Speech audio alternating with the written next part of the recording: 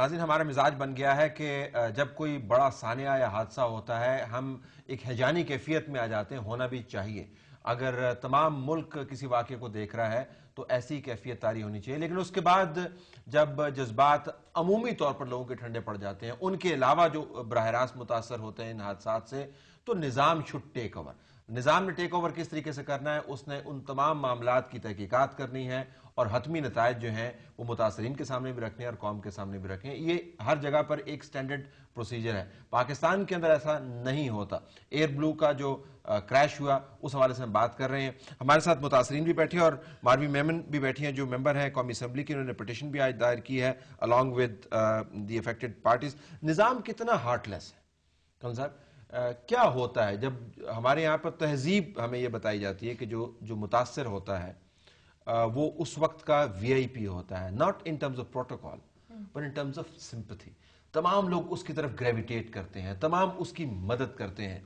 ऐसा हुआ आप लोगों के साथ? ये नहीं हुआ? इंडिविजुअल लेवल पे या पर्सनल लेवल पे अगर बात करें, मिसाल तौर पे हमारे साथी, हमारे दफ्तर के कुलीग, हमारे दोस्त अहबाब, हमारे मोहल्लेदार, उन लोगों की तरफ से तो बहुत ज़्यादा हमें सपोर्ट मिली, बहुत ज़्यादा हेल्प मिली, बहुत ज़्यादा असिस्टेंस मिली। लेकिन अगर हम इंस्टीट्यूशंस की बात करें तो इंस्टीट्यूशंस के हवाले से आई एम सॉरी टू से कि कुछ भी नहीं हुआ। इसकी मैं मिसाल देता हूँ। मिसाल के तौर पे मीडिया ने तकरीबन दोपहर को 12-1 बजे के करीब मीडिया पे स्लाइड चलना शुरू हो गई मेरे बेटे के हवाले से कि कराची का रहायशी हसन अदील की लाश मिल गई। शनाख्ती कार्ड, खास तौर से मुझे किसी ने बताया कि डॉन न्यूज़ ने उसका शनाख्ती कार्ड भी दिखा दिया।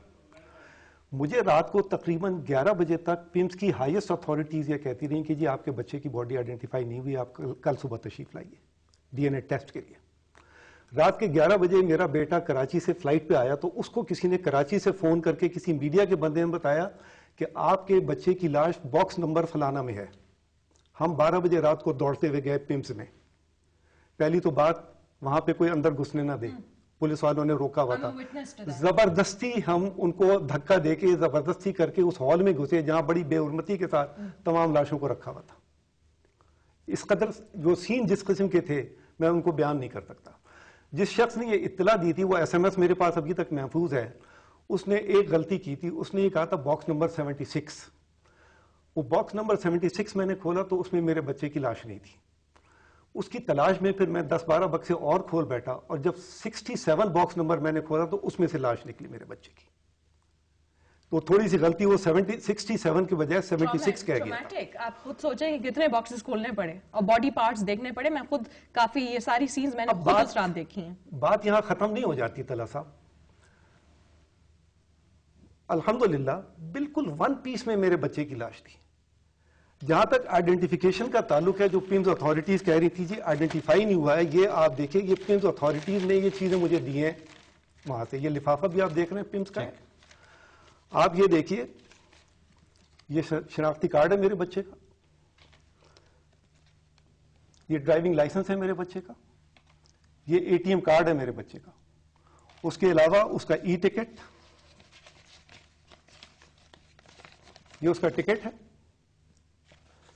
ये उसकी बैगेज का टैग है। ये सारी चीजें उसके पास से मिली हैं।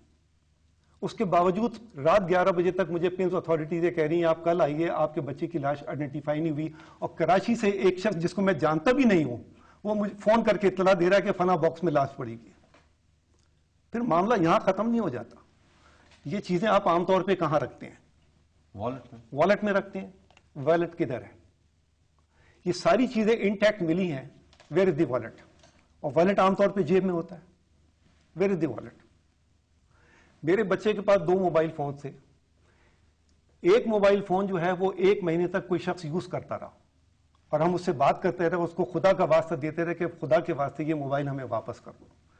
तकरीबन 1 महीने के बाद वो मेरे पड़ोसी के दरवाजे पे मोबाइल फेंक करके चला गया। ये पिलफरेज, ये मिसमैनेजमेंट, इसका जिम्मेदार कौन है? कैसर, आपका तजुर्बा क्या?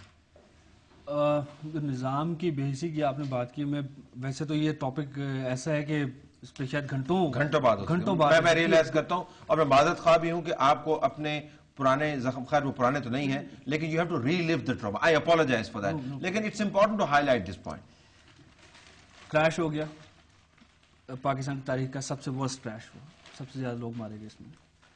गवर्नमेंट ऑफ पाकिस्तान अनाउंस भी कर दिया, पैसे भी, ये भी 5 लाख दे देंगे, ये कर देंगे, वो कर देंगे।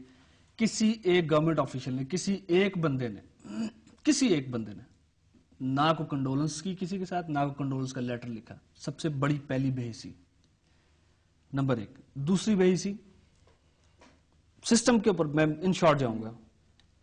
मुझे मेरे भाई की बॉडी नहीं मिली, I found nothing. Cold storage में रखा, मॉर्चरी नहीं है इनके पास।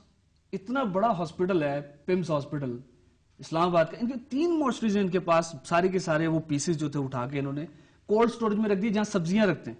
वो जगह मैंने खुद देखी है, it is a disaster of a place. And पहले से मैं एक चीज अर्ज करना I चाहूंगा। I remained inside the cold storage for 3 hours searching the body of my brother, और it was so horrible and there was nothing. अच्छा, वो हो गया। बेहिसी की बात कर रहे हैं आप। इस क्रैश में ये जितने पैसेंजर्स थे, इसमें हिंदू भी थे, इसमें क्रिश्चियंस भी थे, इसमें मुस्लिम्स भी थे।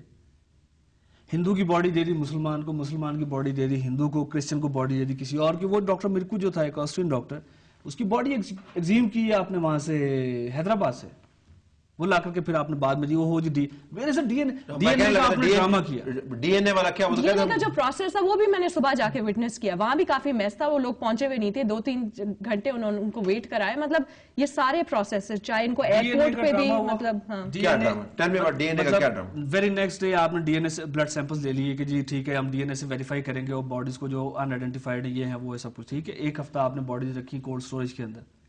Where are the reports?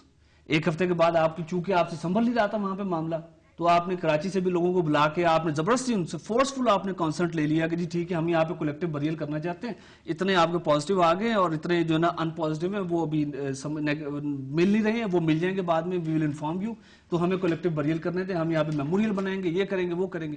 Where is the memorial? आपने वहां पे 72 बॉक्सेस आपने बरियल किया उनका। H11-2 में ग्रेवयार्ड है, वहां कुछ मैंने खुद जाके देखा है, कुछ नहीं है। डीएनए कोई रिपोर्ट कोई रिपोर्ट नहीं है। You have a point, let me take a break. Break के बाद वापस आते हैं नाज़रीन, और हम बदकिस्मती से हमें ये तमाम वाकयात दोहराने पड़ रहे हैं, और बल्कि हमें मजबूरी के आलम में जो मुतासरा ख़ानदान है उनसे सुनने पड़ रहे हैं।